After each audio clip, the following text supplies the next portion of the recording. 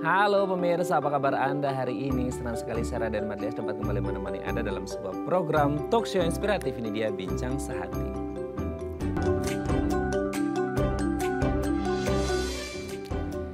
Ya, pemirsa, kalau kita ngomongin tentang bagaimana melakukan parenting gitu ya antara orang tua dan anak, memang banyak banget PR-nya ya. Salah satu yang harus dihadapi oleh orang tua adalah kasus bullying di anak. Aduh, ini serem banget ya. Maksudnya kayak kita kan ngerti ya, nature-nya anak-anak adalah untuk apa? Bermain, selain belajar pastinya ya gitu ya. Tapi di luar sana ternyata banyak loh kasus yang anak yang harusnya ya main aja, fun gitu ya.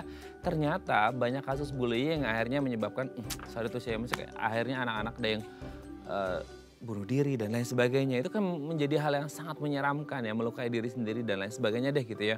Nah ini kan kasus bullying yang sebenarnya nggak bisa dipandang sebelah mata aja, karena ini sudah kasus banyak banget terjadi mungkin di dunia, tapi kalau kita ngomong Indonesia ternyata banyak kasus juga, kasus bullying yang ada di Indonesia. Nah sebenarnya kalau kita ngomong kasus bullying, ini kasus yang seperti apa sih gitu ya. Kan kadang-kadang kita ngerasa kayak itu bukan bullying kok, cuman mainan aja sama teman-temannya gitu ya. Nah di fase atau di titik mana kita bisa ngebedain ini bullying, ini bercandaan atau ya hanya sekadar teman aja gitu ya. Nah makanya kita harus membahas nih hari ini ya, bagaimana kita mengenali anak kita kalau udah kena bullying, terus apa yang biasa dilakukannya, perubahan apa dan gimana cara mengatasi bullying pada anak. Makanya hari ini kita akan mengupas tuntas seputar bullying pada anak. Tapi sebelum kita membahas tentang bullying pada anak, kita akan membahas terlebih dahulu beberapa fun fact tentang cara orang tua menjadi teman bagi anak. Nah ini menarik banget ya, apalagi untuk yang newbie nih ya, parents yang newbie baru punya anak terus kayak gimana ya ilmu parenting yang pas gitu ya, belum sempat belajar. Nah makanya hari ini kita simak tuntas ya. Kita akan bahas poin yang pertama adalah beri privasi pada anak. Nah ini dia ya, jadi sering kali nih kalau kita ngomong privasi gitu ya, loh kan kita orang tuanya, kita berhak dong ini, itu, dan lain sebagainya. Kita perlu tahu nih anak kita mengalami apa yang dirasakan, apa yang dilakukan, dan lain sebagainya. Betul? Betul. Nggak salah kok kalau Anda sebagai orang tua untuk mengetahui apa saja yang terjadi pada anak Anda. Karena bagaimanapun anak Anda adalah tanggung jawab Anda ya. Tapi tahukah Anda meskipun kayak dia kan masih anak-anak, masa sih udah ngomongin privasi? Jangan salah ya, apalagi anak zaman sekarang ya. Kayaknya anak zaman sekarang itu jauh lebih cepat dewasa ya daripada usia-usia kita. Dulu yang generasi baby boomers bahkan sampai generasi milenial. Nah ini yang harus penting adalah beri privasi pada anak. Gini, anak-anak juga perlu waktu untuk sendirinya mereka. Perlu waktu dan ruang untuk diri mereka sendiri. Kita sebagai orang tua boleh sih mengetahui apapun itu, tapi kalau bisa harus tetap memberikan privasi pada anak. Berikan mereka ruang dan waktu untuk ya setidaknya mereka mengenali diri mereka sendiri. Karena biasanya anak-anak ini kan apalagi menuju dewasa, remaja gitu ya. Itu kayak mereka lagi krisis identitas gitu ya, ingin menemukan identitas mereka ini seperti apa. Makanya orang tua wajib untuk memberikan ruang privasi kepada anak. Oke, kita lanjut yang kedua ya.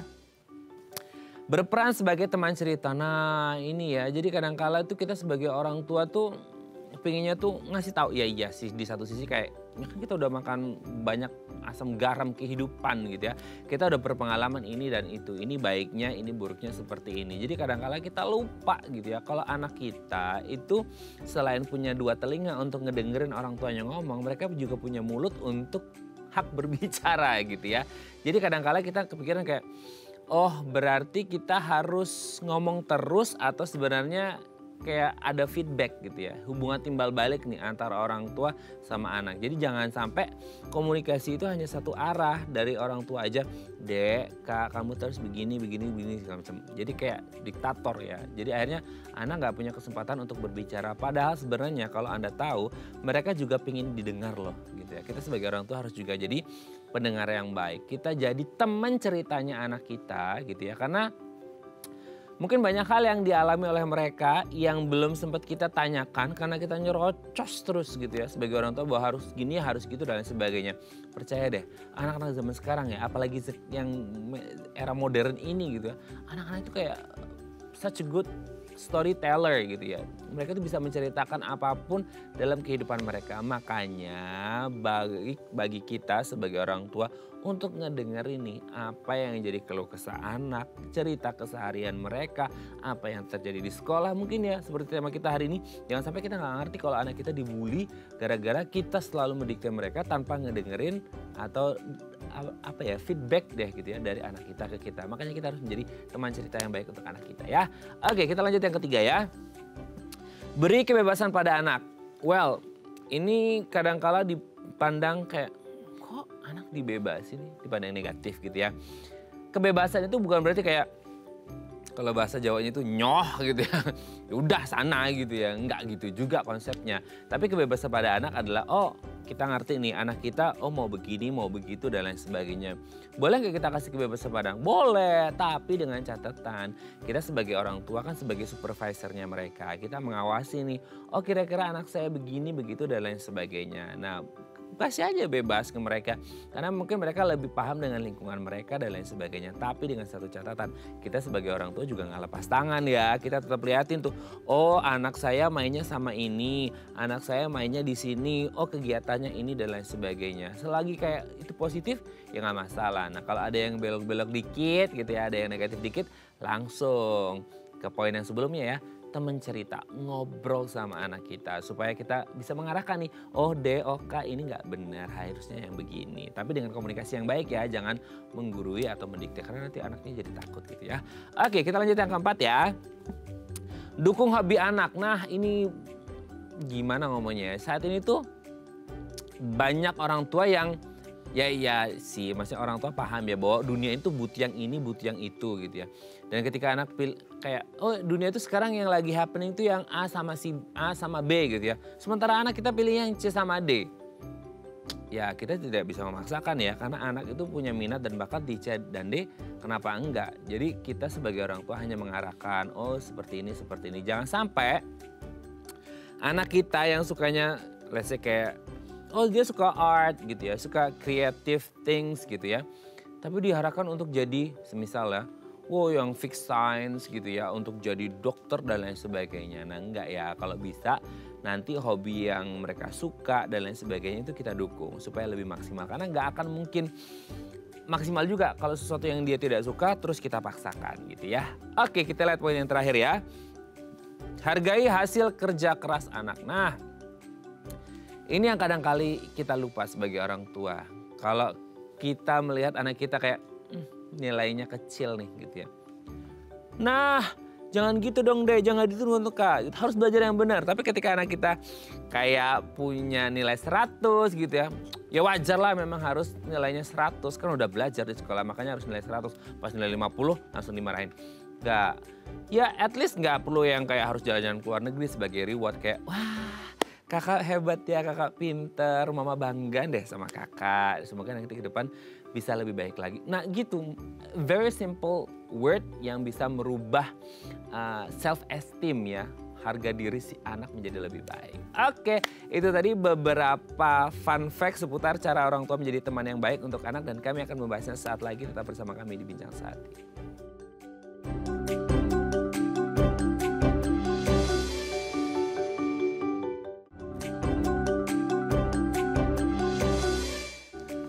Baik, kenapa sih bersama kami di Bincang Sehati? Tadi di segmen sebelumnya kita sudah membahas ya, ada beberapa fun fact seputar gimana sih kita sebagai orang tua bisa menjadi teman yang baik untuk anak-anak kita. Nah untuk membahasnya telah hadir bersama kami di studio Bincang Sehati ada Mbak RR Vinandita Utari MPSI Psikolog, CTCCGA, psikolog dari Primadita Consulting. Assalamualaikum Mbak Vina, apa kabar? Waalaikumsalam warahmatullahi wabarakatuh. Alhamdulillah kabar baik Mas. Alhamdulillah baik ya. Oke Mbak Vina, ini kita seneng ya kalau ngobrol sama Mbak Vina. Ini kayak kita tuh terbuka sebagai orang tua tuh ada insight-insight baru gitu ya. Karena kayaknya sekarang ini banyak orang tua yang udah sibuk sama pekerjaannya sendiri. Career lah gitu ya, business lah, whatsoever it is gitu ya. Sehingga hari kayak kita susah untuk belajar tentang ilmu parenting. Nah hari ini kita gimana sih cara menjadi teman yang baik gitu ya untuk anak kita. Bukan teman sebaya ya, tapi teman buat anak kita. Karena kadang-kadang orang tua tuh ngerasa kayak, gak bisa dong, kita kan lebih experience dari mereka gitu ya. Jadi kadang-kadang kayak nggak mau, pokoknya aku harus ngajarin anak aku harus gini-gini tanpa mau dengerin dari anaknya. Kita lihat yang pertama adalah memberikan privasi. Kan orang tua, loh enggak dong, mereka kan tanggung jawab saya. Saya harus tahu dari A to Z-nya anak-anak gitu. Harus nggak sih anak dikasih privasi, Mbak? Iya, jadi memang betul anak harus dikasih privasi juga. Jadi memang harus ada batas-batasnya nih bagaimana orang tua sesuai dengan tahap perkembangan anak. Ketika dia masih usia di bawah SD gitu ya, katakanlah usia TK, SD itu masih bimbingan penuh atau kontrol dari orang tua. Nanti ketika memasuki usia remaja masih tetap dalam kontrol orang tua, namun anak sudah diberikan ruang privasi sendiri. Misalkan dia kita mau masuk kamar dia, kita mungkin ketok-ketok dulu. Kakak, boleh nggak bunda masuk? Atau adek, boleh nggak bunda masuk? Gitu kan, karena khawatirnya ketika dia sudah remaja kan pertumbuhan badannya juga sudah semakin besar. Mungkin dia sudah mulai muncul rasa malu gitu ya. Jadi mungkin dia sedang berpakaian atau sedang misalkan sedang lagi menyisir gitu ya. Atau sedang beres-beres tapi lagi nggak mau diganggu nih. Jadi memang betul sekali bahwa harus ada jaga privasi anak. Tapi juga tetap masih dalam kontrol orang tua. Salah satunya seperti tadi, cara simpel ketok pintu dulu sebelum masuk kamar anak-anak gitu ya. Kemudian juga kalau dia punya barang, kita tanya dulu ini masih dipakai atau enggak. Boleh nggak bunda beresin kalau sudah selesai. Tapi kalau kamu belum selesai dan ini masih berantakan, tolong dibersihkan dulu. Jadi memang tetap diberikan ruang untuk privasinya, tapi juga dalam kontrolnya orang tua. Nah itu dia, itu kan sesuatu yang fisik kelihatan gitu ya Mbak ya. Tapi kalau untuk sesuatu yang di dalam kan kita nggak ngerti nih. Maksudnya privasi itu boleh nggak sih kalau anak itu ada sesuatu yang dia tidak ceritakan ke kita gitu. Dan akhirnya kayak yang udah gak apa-apa, itu cerita kamu, cerita mama gitu, atau gimana sih Mbak? Iya, kalau ada sesuatu yang masih dia umpetin mungkin, karena mungkin biasanya anak-anak tuh takut ya mau cerita nanti daripada bikin kecewa orang tua atau nanti mama malah marah kalau aku cerita. Biasanya ada ketakutan, kekhawatiran sendiri gitu ya. Jadi memang perlahan digalinya nih. Misalnya kita lihat dulu nih, ada kebiasaan yang berubah nggak dari dia kesehariannya. Ataukah misalkan tadinya dia senangnya main komputernya di ruangan terbuka, tiba-tiba kok dia nggak boleh siapa aja masuk atau siapa aja nggak boleh lihat apa yang sedang dia lakukan. Atau dia lagi nulis kok tiba-tiba diumpet-umpetin tulisannya atau ada sesuatu yang berbeda, itu perlu segera digali dengan cara kita ajak bicara dulu nih. Kira-kira kenapa ya kakak kok akhir-akhir ini diem aja, cerita dong sama mama ada apa. Atau misalnya kenapa adik kok kalau pulang sekolah suka marah-marah, mungkin ada perasaan yang dia pendam ataukah ada kejadian di sekolah yang dia tidak ceritakan pada orang tuanya. Nah itu dia, jadi emang PR-nya orang tua untuk mengetahui kebiasaan si anak kalau ada berubah berarti harus ada sesuatu nih gitu ya. Oke, kita lanjut yang kedua ya. Berperan sebagai teman cerita. Nah kadang-kala orang tua sibuk lah, kayak aduh kayaknya ada generation gap yang kayak nggak relate kayaknya kalau ngobrol sama anak. Jadi kayak nggak bisa jadi teman cerita. Sepenting itu kan jadi teman cerita ke anak, Mbak Vina? Sangat penting Mas gitu. Jadi buat anak mau terbuka sama kita sebagai orang tuanya juga harus terbuka sama anaknya dan luangkan waktu nih. Biasanya juga kita bilang dulu, Kak bunda capek baru pulang kerja misalnya, atau ayah capek baru pulang kerja. Ayah minta waktu 30 menit atau 1 jam mungkin mau mandi, mau makan. Abis itu kita ngobrol ya, kita ngobrol bareng ya. Atau bisa ciptakan suasana misalnya lagi nonton TV bareng di ruang keluarga. Lalu mungkin kita bisa bahas-bahas dari apa yang kita tonton, baru kemudian masuk ke topik tadi di sekolah ngapain aja gitu ya, atau lagi di suasana makan misalnya ya, diciptakan lingkungan yang hangat nih antara orang tua dan anak sehingga anak mau pelan-pelan terbuka dan bercerita. Jadi gali dulu permasalahan apa sih kira-kira yang ada di anak. Dan memang ada perbedaan nih antara anak laki dan perempuan. Kalau anak perempuan memang senang dengan kata pembuka, tanya dengan cerita. Kak ceritain dong tadi di sekolah ngapain aja gitu. Kalau anak laki-laki lebih baik ditanya, tanya jawab karena anak laki-laki lebih singkat dalam menjawab. Oke, jadi memang orang tua juga harus notice banget ya Mbak ya untuk kemudian apa yang terjadi pada anaknya mereka. Jadi mereka bisa jadi teman cerita yang baik juga, karena kadang-kadang kayak ya untuk diskusi kan orang tua harus ngerti kondisi anak dong. Gak mungkin kayak kita ceritakan anak tapi kita nggak ngerti apa-apa gitu ya. Jangan menyalahkan keadaan karena kerja dan lain sebagainya, tetap harus ada waktu gitu ya. Oke, yang ketiga adalah, nah ini kadang-kadang orang tua kayak menganggap ini sebagai sesuatu yang negatif ketika kita harus memberi kebebasan quote and quote kepada anak. Boleh kah? Atau gimana? Ya, kebebasan kepada anak boleh, tapi kebebasan yang bertanggung jawab ya. Jadi ambillah pola asuh yang demokratis sehingga anak diberikan kebebasan tapi diskusi dulu dengan orang tuanya.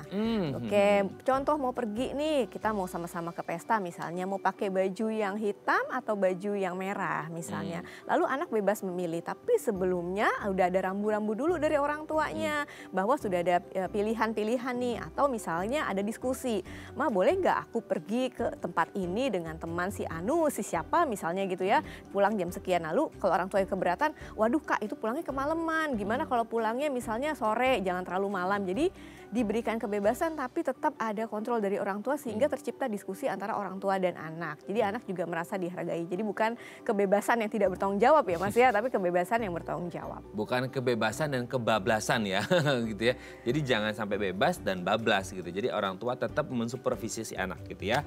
Oke, kita lanjut yang keempat ya. Nah ini dia. Ini gara-gara orang tua kayak, saya udah makan banyak asam garam kehidupan, saya tahu ini yang nanti berguna ke depannya. Makanya kalau punya hobi, hobinya harus yang begini-begini. Jadi kakak nanti hobinya begini-begini. Jadi kayak hobinya di drive sama orang tuanya. Gara-gara kepikiran kayak, nanti masa depan itu, ini yang dibutuhkan adalah yang ini, bukan yang hobi yang dari ini gitu-gitu. Kayak boleh gak sih orang tua itu mendrive hobi si anak demi kebaikan si anak, atau kayak dukung aja apa anak yang suka. Tapi kayak kita agak worry kayak, aduh nanti ini bermanfaat gak ya untuk masa depannya, gimana tuh Mbak?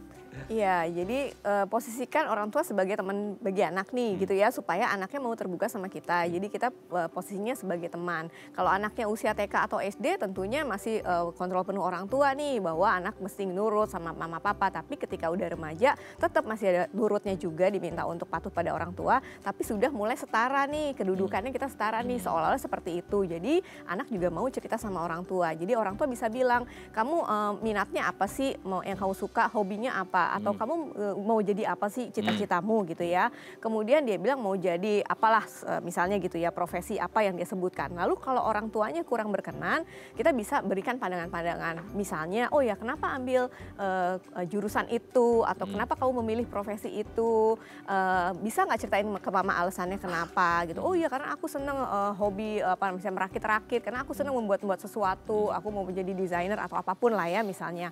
Jadi sehingga tercipta komunikasi nih antara orang tua dan anak, dan ada diskusi di situ, sehingga bukan serta-merta harus A atau harus jadi B gitu ya. Tapi ada diskusi ketika orang tuanya memang setuju dengan keputusan anak, ya kita berikan dukungan penuh dan kita fasilitasi. Oke, kalau kamu mau jadi desainer, kamu berarti butuh apa? Butuh les gambar kah misalnya ya, butuh beli peralatan kah gitu. Tapi kalau memang orang tuanya kurang berkenan atau kurang setuju, bisa digali di situ diskusi. Misalnya, oh ya kenapa suka itu ya Kak ya?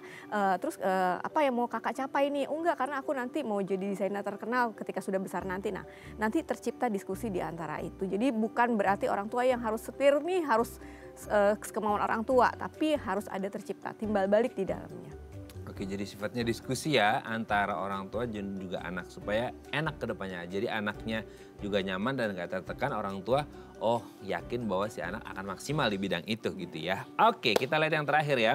Nah, menghargai hasil kerja anak. Kadangkala kita sebagai orang tua lebih fokus ketika anaknya bikin salah, nilainya jeblok, baru tuh gitu kayak, kenapa Kak nilainya cuma 50 gitu. Ketika anaknya 100, nilainya 100 kayak, ya memang itu tugasnya kakak untuk mengerjakan itu dan dapat nilai 100. Kan di sekolah belajar, makanya harus nilai 100. Jadi wajar aja, gak perlu diapa-apain. Gimana tuh Mbak?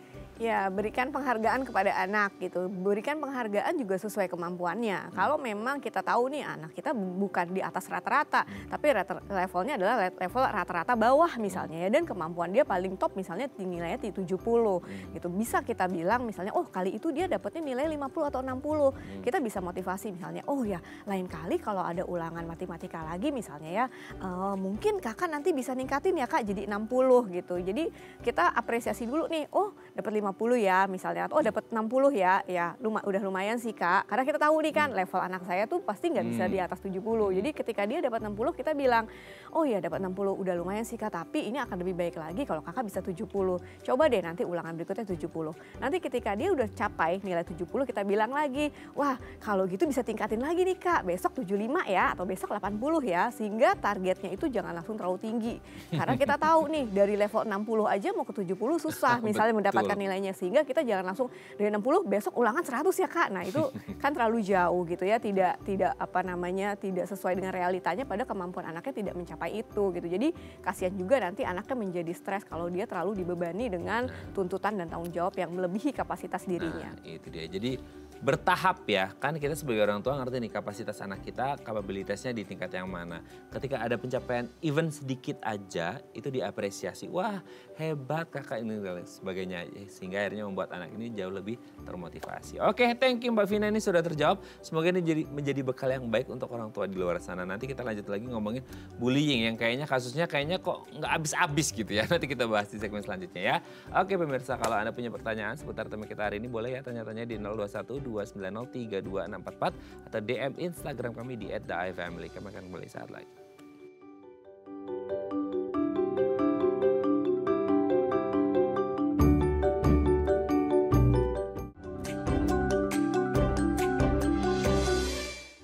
Baik, Anda masih bersama kami di Bincang Sehati. Seru loh, kita bahas bullying. Jadi selama break juga tadi kita teman-teman di studio juga ada yang cerita, wah tentang bullying gitu ya. Ternyata bullying ini terjadi di banyak tempat. Ya, tidak hanya di Indonesia aja, pasti di seluruh dunia.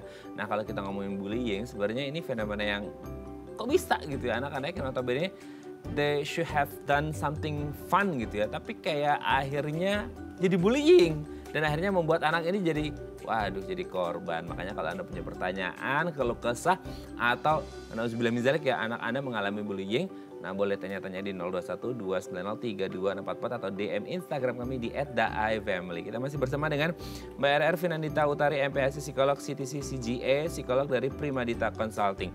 Mbak, bullying ini apa sih Mbak Vina? Kayak kita tuh sering dengar ya bullying is perundungan. Wah, nggak tahu sih gitu. Tapi kayak bullying itu di kondisi yang seperti apa? Karena mungkin selama ini kita kayak agak beti gitu ya. Beda-beda tipis antara bullying sama cuma bercanda sama teman. Gitu gimana Mbak? Iya, bullying adalah suatu tindakan kekerasan yang dilakukan oleh orang yang superior terhadap orang yang lemah gitu. Jadi bahasa gamblangnya seperti itu ya, suatu tindakan kekerasan. Nah, kekerasan ini juga banyak macamnya. Kemudian bullying itu sendiri memang secara penelitian itu sudah terjadi di tahun 1864. Waktu itu, jadi dari sejarahnya gitu ya Mas ya, kita gali dari sejarahnya dulu. Itu ada filsuf Inggris namanya Herbert Spencer. Nah beliau lah yang pertama kali menemukan lah katakanlah gitu ya tentang bullying ini gitu. Namun pada saat itu di dunia barat masih dianggap sebagai tindakan yang normatif. Karena dianggap saat itu adalah sebuah proses menuju kedewasaan. Nah lalu kemudian karena semakin meningkatnya nih kasus-kasus bullying yang berakhir dengan kekerasan bahkan menghilangkan nyawa seseorang. Maka penelitian selanjutnya adalah terjadi di tahun 1991 oleh seorang ahli psikologi yang bernama Dan Lewis, orang Norwegia. Nah saat itu beliau membuat penelitian dan membagi bullying itu menjadi 3 karakteristik. Oh, 3 karakteristik itu apa? Udahlah bullying 3 karakteristik gimana tuh Pak? Jadi karakteristik yang pertama adanya tindakan fisik, yang kedua adanya tindakan verbal, dan yang ketiga adanya tindakan yang psikologis, berkaitan dengan psikologis. Jadi kalau berkaitan dengan tindakan fisik itu adanya kekerasan ya, kekerasan dengan fisik, melukai, menendang, memukul gitu ya, mencubit. Kemudian yang verbal dengan kata-kata, kalimat, menghina, meremehkan, merendahkan gitu. Kemudian yang psikis misalkan dengan hal-hal yang memfoto, kemudian juga fotonya itu dijelek-jelekan misalnya, atau misalnya memang merendahkan seseorang secara psikis.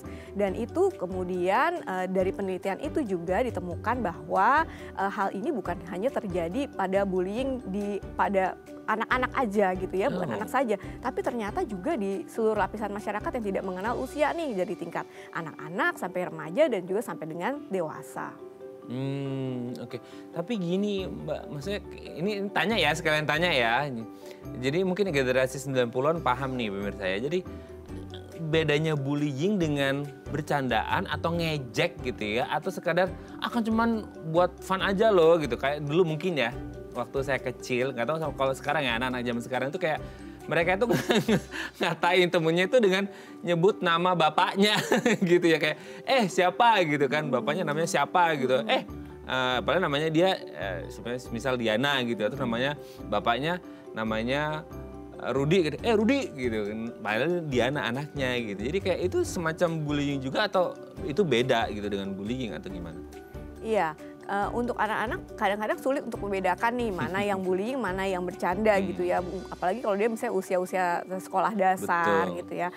Kalau misalnya itu dilakukan sering, terus-menerus dan menekan psikis seseorang, itu sudah masuk kategorinya bullying. Jadi bukan lagi sekedar bercanda. Kalau bercanda itu adalah sesuatu yang humoris nih, sesuatu yang lucu, sesuatu yang menghibur gitu ya. Oh bercanda. Nah, tapi kalau bullying itu sudah lebih yang seperti tadi Mas, mengata-ngatakan nama orang tua, kemudian juga mungkin menjelek-jelekan, misalnya temennya ke sekolah mungkin bajunya kurang rapi setrikaannya, aduh kayaknya lusuh banget sih kamu, emang belum mandi atau apa. Jadi banyak sekali ragam bentuk si bullying ini sendiri gitu, dan itu memang kalau untuk usia anak-anak perlu ada bimbingan dari orang tua dan juga bimbingan dari sekolah. Oke, tapi sebenarnya Mbak, anak-anak itu ketika melakukan yang drill bullying gitu ya, kan kita pikirnya kayak anak-anak, selama ini kan kayak ya namanya juga anak-anak ya, berlindung di bawah kalimat namanya juga anak-anak gitu ya.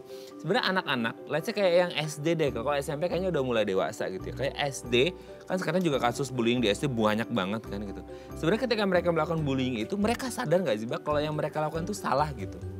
Ya, mereka sebetulnya kalau usia anak-anak itu ya dia taunya main, bercanda gitu ya. Tapi kalau sudah masuk kelas 4, kelas 5, kelas 6 itu memang dia sudah tahu sebetulnya apa yang dia lakukan.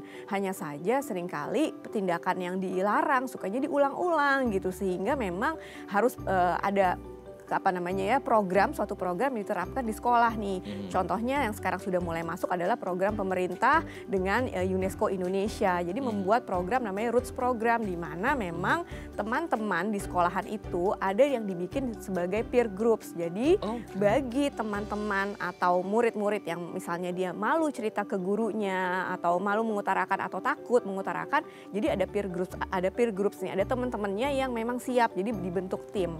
Dan dari program ini, sebetulnya program ini sudah mulai masuk ke sekolah-sekolah ya Mas ya. Jadi dilibatkan juga namanya tim anti bullying, dan saat ini sudah ada di beberapa sekolah pembentukan tim anti bullying yang terdiri dari komite orang tua umumnya ya, kemudian dari perwakilan sekolah dan perwakilan dari siswanya sendiri. Apakah itu berbentuknya badan kesiswaan ataukah dari OSIS gitu ya. Jadi ada perwakilan yang membentuk tim ini, kemudian dia bikin slogan di sekolah. Jadi ada tagline-nya nih di semacam spanduk sekolah, misalkan sekolah kami misalnya bebas bullying, atau misalnya mari berlaku adil, atau dikasih tagline we are a family gitu ya, sehingga itu menciptakan anak-anak di dalam sekolah itu juga saling menjaga. Oke, tapi sebenarnya ketika orang tua nih, anak itu kan kadang-kadang nggak bisa atau nggak mau atau nggak berani cerita ke orang tuanya gitu. Bisa nggak sih orang tua notice bahwa anak saya kena bullying nih, apalagi tuh anaknya yang pendiam ya, kayak nggak ada bedanya ya. Kalau yang periang sih oke lah, di rumah biasa periang, terus pulang sekolah tiba-tiba cembetut diam, itu kita bisa melihat. Tapi kalau anak yang dari rumah memang pendiam, terus di sekolah dibully, di rumah pendiam juga, ada nggak cara untuk orang tua notice bahwa anak ini kayaknya kena bully deh gitu? Iya, memang agak sulit nih kalau misalnya anaknya udah pendiam terus nggak mau cerita juga, lagi kemudian menutup diri gitu ya. Jadi penggaliannya butuh waktu gitu ya, cukup menantang lah istilahnya, butuh waktu, sehingga orang tua harus bekerja sama dengan pihak sekolah. Nah, tanyakan kepada wali kelasnya atau guru pembimbingnya di sekolah, ada perilaku nggak, perubahan perilaku nggak, seperti itu. Kemudian lagi dari kebiasaan-kebiasaan. Kalau anak misalnya dia sudah takut berangkat sekolah, ini juga harus notice juga nih, kenapa takutnya. Kalau dia misalnya setiap hari Senin ada yang dia takutkan, atau setiap hari Jumat atau setiap hari Rabu, apapun lah itu ya bentuk-bentuk dia takut pergi ke sekolah, harus dicatat dia takutnya ini hari apa sih Ada apa di situ di hari itu? Misalkan, oh di hari itu ternyata ada kelas meeting setiap Senin misalnya ya, di mana kakak kelas dan adik kelas berkumpul di satu lapangan, mungkin ada yang dia hindari di situ. Gitu. Ataukah mungkin bukan saja dengan teman, tapi mungkin dari tokoh yang lebih superior ya, seperti misalkan gurunya kah atau kakak kelasnya seperti itu. Dan memang bullying itu sendiri sudah ada penelitiannya waktu itu di Perancis, penelitiannya PISA, singkatannya dari Program of International Student Assessment. Nah, di situ menyatakan bahwa Indonesia berada di peringkat 5 tertinggi untuk kasus bullying dan itu sebesar 41%. Wow, top 5. Serem ya. Makanya ini jadi tanggung jawab orang tua nih untuk, dan pihak sekolah juga ya, untuk mengawasi anak-anaknya. Ini menarik banget Mbak, ini fakta yang mencengangkan sih, top 5. Ya, nanti kita bahas lanjut di segmen selanjutnya Mbak. Ini fakta yang sangat yang kayaknya kita nggak perlu di top 5 itu deh. Kalau perlu nggak ada di jajaran itu sama sekali gitu ya. Nanti kita lanjut lagi ya Mbak ya. Oke pemirsa, kalau Anda masih punya pertanyaan boleh ya tanya-tanya di 0212903244 atau di Instagram kami di @daifamily. Kami akan kembali saat lagi.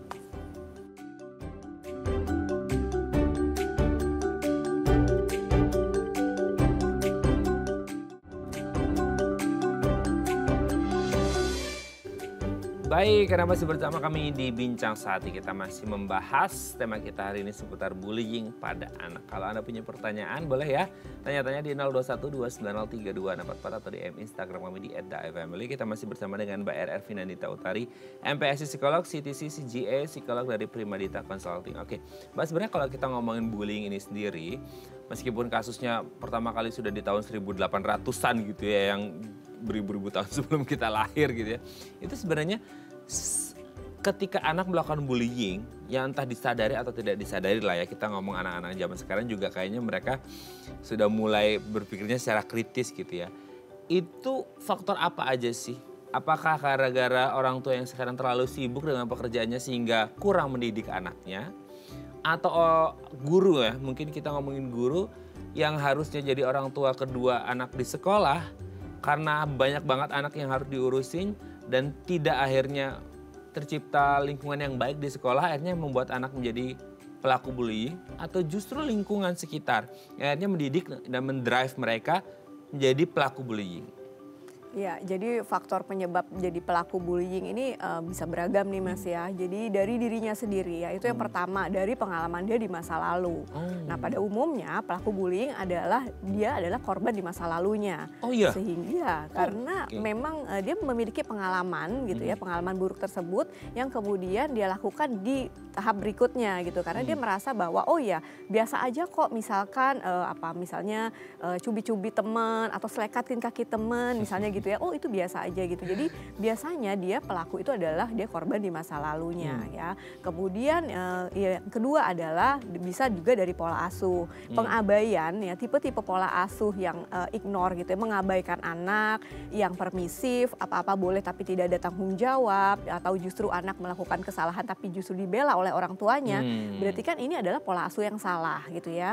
Kemudian dari pola asuh orang tua itu juga bisa, ini yang kedua. Kemudian yang ketiga, dari lingkungan di sekolah itu juga bisa terjadi. Apakah itu dia antar teman ataukah dengan tokoh yang lain, misalkan dari gurunya, itu pun juga bisa saja terjadi. Karena pelaku bullying ini bisa siapa saja gitu ya. Bisa dia orang tuanya kah justru bullying ke anaknya, teman antar teman kah, atau gurunya bahkan di sekolah gitu ya. Jadi bisa saja dari lingkungannya.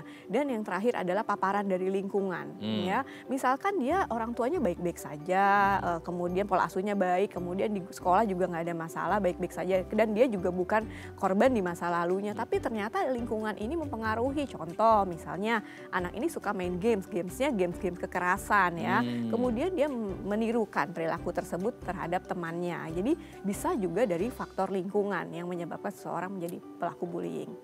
Wah, berarti PR-nya orang tua banyak ya Mbak ya, untuk mengawasi dari dalam rumahnya, luar rumah, sekolah dan lain sebagainya. Apalagi temannya biasanya kan sekarang apalagi sudah banyak anak-anak yang udah bermain lagi sama anak-anak yang lainnya gitu ya. Kayak aduh, ngawasin satu persatu temennya, kamu anak baik, kamu anak bukan anak baik, PR banget. Tapi memang ya itulah tugasnya orang tua gitu ya. Tapi kalau akhirnya nauzubillah min zaliknya adalah ketika anak ini sudah menjadi korban bullying gitu ya. Meskipun harapannya tidak menjadi seperti yang tadi disampaikan oleh Mbak Vina ya, bahwa mereka akan jadi pelaku lagi ke depannya meskipun kemungkinan itu ada gitu ya. Nah sebenarnya apa dampak entah itu jangka pendek ataupun jangka panjang ketika anak ini terus-terusan dibully oleh temannya. Sebagai seseorang yang inferior pasti akan terus tertindas tuh sama yang superior gitu ya. Sehingga akhirnya dia akan rasa terus dibully, ditindas, disiksa gitu ya. Entah itu berupa fisik atau verbal, itu dampaknya seperti apa? Apakah sampai akhirnya benar-benar, sorry itu saya kayak ya melukai bahkan mengakhiri hidupnya? Bisa nggak sih anak kecil sampai senekat itu gara-gara bullying gitu Mbak?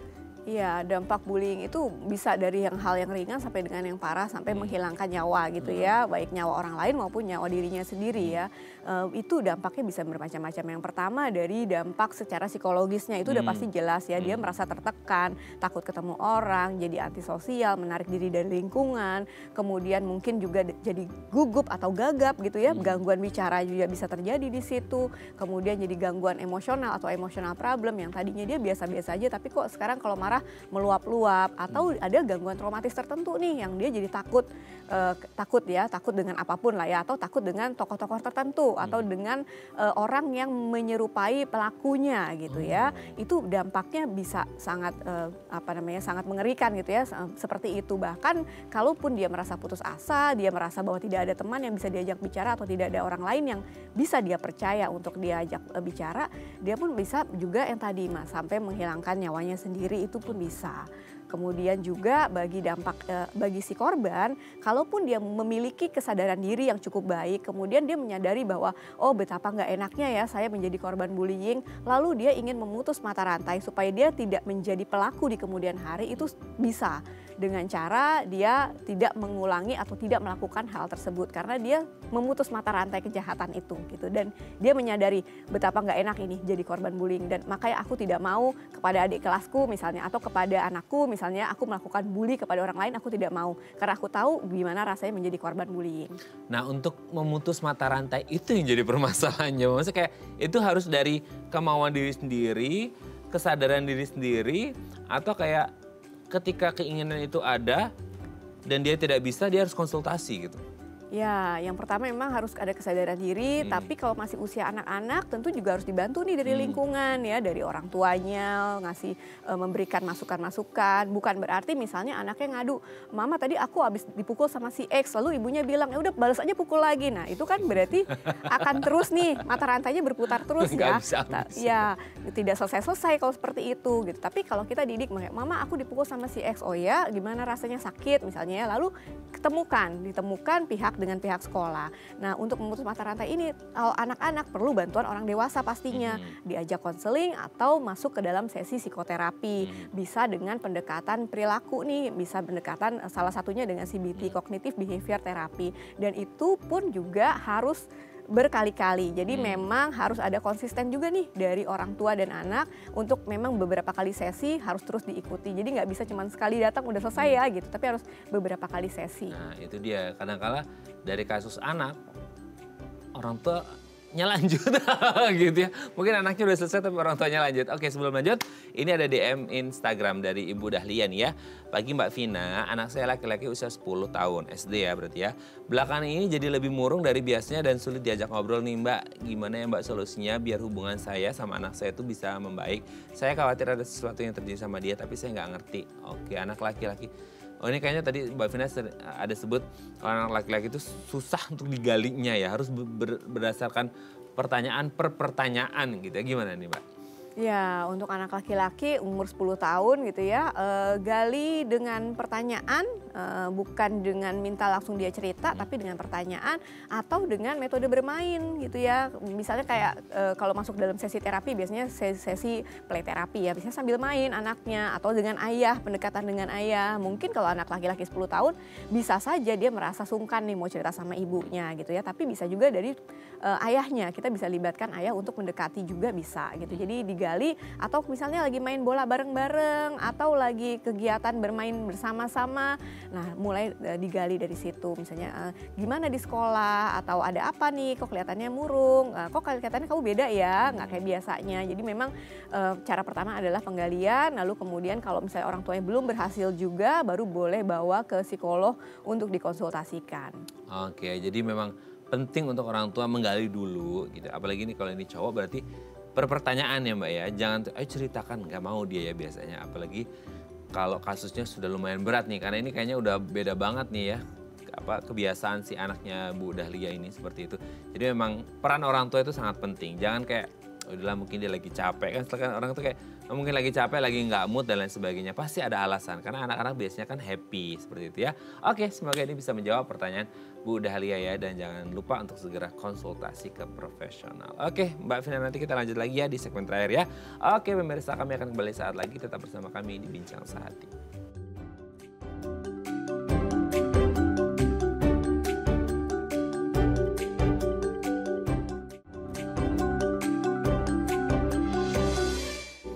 Baik, karena masih bersama kami di Bincang Sehati, kita masih membahas tema kita hari ini seputar bullying pada anak ya. Kita masih bersama dengan Mbak RR Finandita Utari, MPSI Psikolog, CTC CGA, Psikolog dari Primadita Consulting. Oke Mbak Vina, ini kalau nggak salah itu aku pernah baca, lupa di mana gitu ya. Jadi ada ini lucu sih, jadi kayak kesannya ya siapa yang kuat dia yang akan menang. Ibaratnya kayak hukum rimba kali ya. Jadi nggak tahu ini jadi hal yang negatif dianalogikan dari bullying itu sendiri, kayak ya you're stronger ya you live longer gitu ya. Kalau lebih kuat lo akan jauh lebih lama hidupnya gitu. Dalam artian kayak bullying itu menjadi kedok quote and quote untuk bertahan hidup. Tapi serem ya analogikannya gimana tuh Mbak? Ya, jadi dari filsuf Inggris Herbert Spencer, beliau mengaitkan antara perilaku bullying ini dengan teorinya dari Charles Darwin. Nah, teori tentang naluri bertahan hidup, di mana yang kuat itu akan bertahan dan di mana yang lemah itu akan tertinggal gitu ya.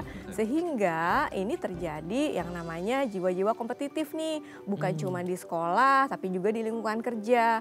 Sehingga kalau di sekolah misalkan ada superior nih antara kakak kelas mungkin menindas adik kelas misalnya ya, atau di lingkungan manapun lah ya, itu bisa terjadi. Kemudian biasanya pelaku bullying itu dia memanfaatkan korbannya, dia akan mencari korban-korbannya yang lemah.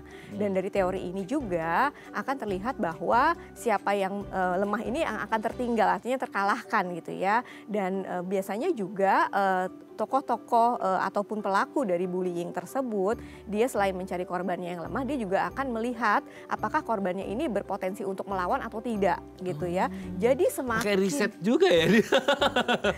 Jadi semakin si korbannya ini lemah, takut, semakin suka nih pelaku gitu. Jadi semakin dia akan terus melakukan aksinya. Tapi ketika kita menjadi korban dan kita berani melawan gitu ya, kita menunjukkan bahwa kita tidak lemah, dia akan ketakutan dan dia akan berhenti untuk melakukan bullying terhadap korban gitu. Jadi intinya adalah kita harus tahu ketika kita merasa dibully oleh orang, kita harus tahu, kita harus bisa berani bertindak sehingga tidak menjadi korban berkepanjangan. Nah, cara mengomunikasikan dari orang tua nih Mbak ke anak kayak, nanti kalau begini harus begini gitu ya, harus diomongin kalau lesnya kayak verbal gitu ya. Haruskah ngomong, nggak boleh ngomong gitu, atau gimana maksudnya cara orang tua ngajarin ke anak supaya anak juga ngerti bahwa entah itu fisik, verbal atau psikis gitu Mbak? Ya, contohnya misalnya ya orang tua ke anaknya misalnya ngadu, mama aku habis dipukul sama si X.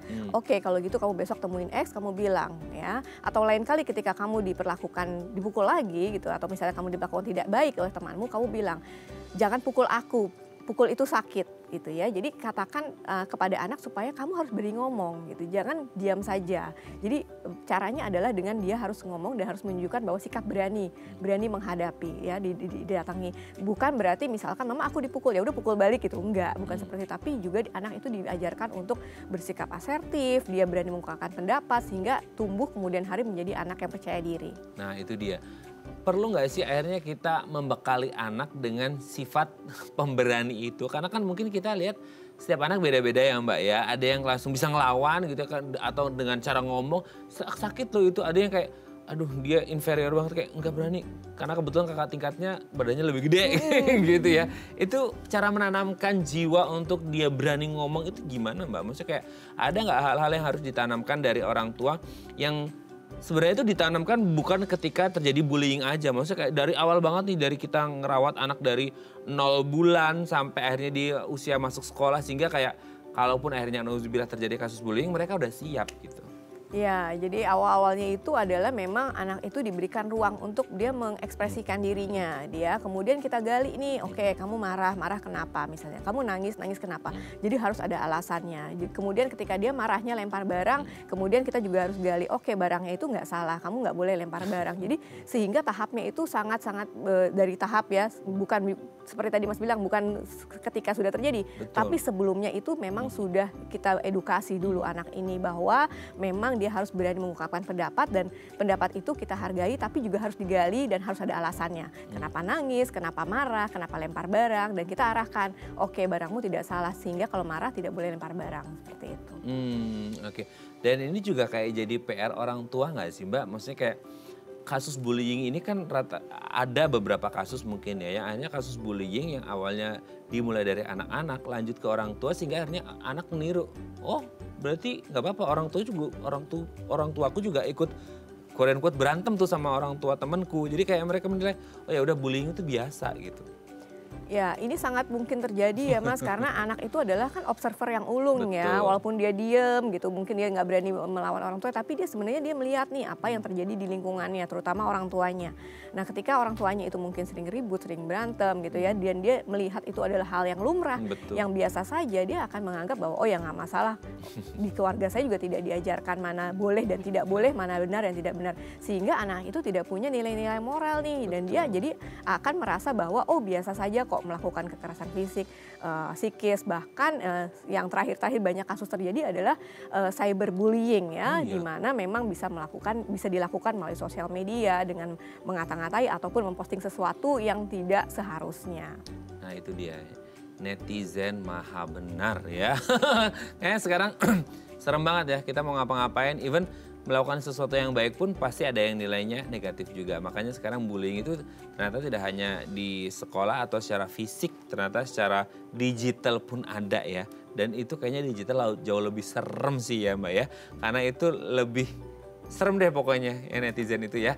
Oke, tapi bagaimanapun itu ini tetap ada peran orang tua untuk bagaimana mensupervisi anak supaya anak ini kalau ada apa-apa ngomong dan harus diselesaikan dengan enak dan nyaman, apalagi kalau ketemunya orang tua ketemu orang tua, supaya anaknya juga tetap bisa temenan dan main terus gitu ya. Terima kasih Mbak Vina, semoga ini menjadi bekal yang baik untuk orang tua di seluruh Indonesia. Terima kasih Mbak, sehat terus, salam untuk keluarga di rumah ya. Assalamualaikum, selamat pagi. Oke pemirsa, itu tadi perbincangan dengan Mbak Vina, semoga bermanfaat ya. Dan jangan lupa untuk terus menyaksikan konten-konten kreatif dan menenangkan hati hanya di platform The Eye Plus. Saya Raden Madlen pamit, sampai jumpa dan selamat berakhir pekan bersama keluarga tercinta. Sampai jumpa.